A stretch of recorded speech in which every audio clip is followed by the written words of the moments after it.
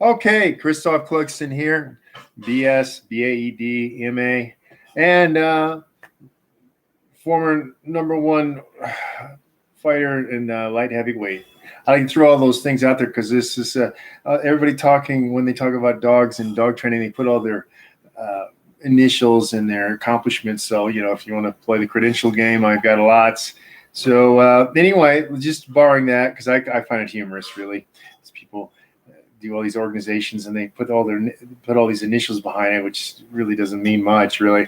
But anyway, so I'm talking to you about some dog secrets that seem to be very difficult for a lot of people to grasp. And a lot of times people think that a dog training situation is necessary when it's really a management problem.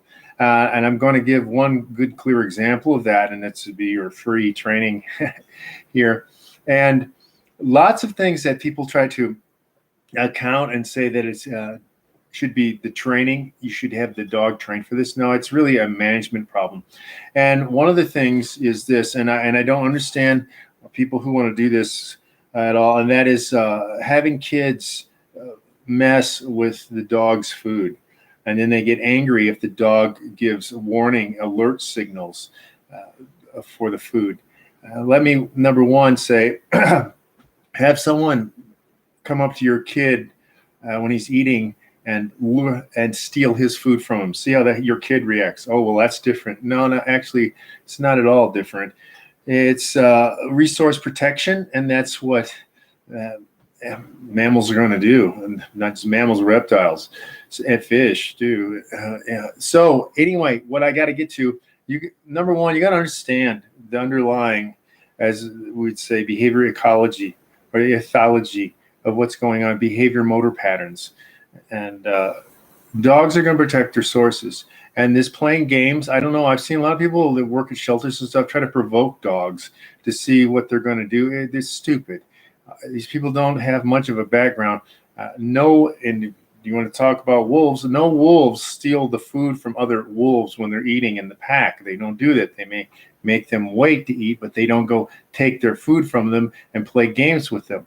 That's a cruel thing. So a lot of people say, well, I don't want my dogs to growl at my kids or do a warning snap bite. A snap bite is a bite, but it's in the air, not directly on the person. And this is one of the last warnings, like stay away from my food. This is easily solved with management. Number one, get your damn kids away from dogs. I just don't believe in this kids around dogs. That's primate behavior with canine behavior. And the little primates have no understanding of canine behavior, but you should. You should. If you're going to have a canine, you need to start learning about canine behavior and not project over your primate behavior onto them. There's certain things that canines don't want. They don't want to be hugged. They don't want to be bothered when they're eating. And this is easily solved. One thing, keep your kids out of the room where the dogs are eating. If you have more than one dog, you really should feed them separately. This is easily cured. How? Crates. You feed them in the crates. That will keep, and you lock the door. And you shut the door. You don't have to lock it, but you shut the door and the crate. And that keeps the kids out, keeps the dogs safe. They have a feeling of safety. They don't have to stress and put out energy to protect their food, and they can eat in peace. Lowering stress is a great way to have, number one, a calm dog. Two, to eliminate problems that will occur from that. As you got to realize that there are three driving forces for canines and other mammals, and that is their foraging behavior, their procreation behavior, and their avoidance of hazard avoidance. Everything fits into those three, and they can be a different thing because aggression just not as aggression. Aggression can occur for foraging, reproduction, or hazard avoidance. And you have to know that. So anyway, it's just like a wall. Are you going to say that you don't have the kid trained when he's 4 years old and you have a balcony that's high up and you have no barrier to protect that kid when you live on the 5th floor? That's not training management. You want to have some sort of barrier so that the kid cannot go out onto the balcony and fall 5 stories down to his death.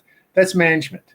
That is management. It's not training. And the same thing can occur with dogs. This is one of the ways management. We use fences. That's why we use crates. That's why we separate the primates from the canines. And if you have a problem viewing humans as primates, you really should do the research, okay? Because it's what we are.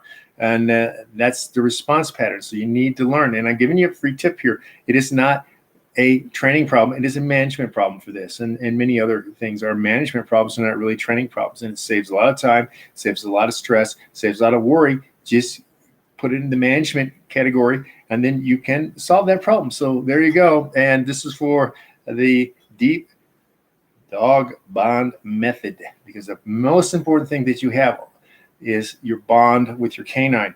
That allows you to use different training methodologies. There's loads of them. But what the first thing that you need to have is the bond. Okay, I'll talk to you later. And spread this. It's a very important topic. A lot of people are not going to talk to you as directly as I did, but I have to shake you and wake you. Okay, see ya.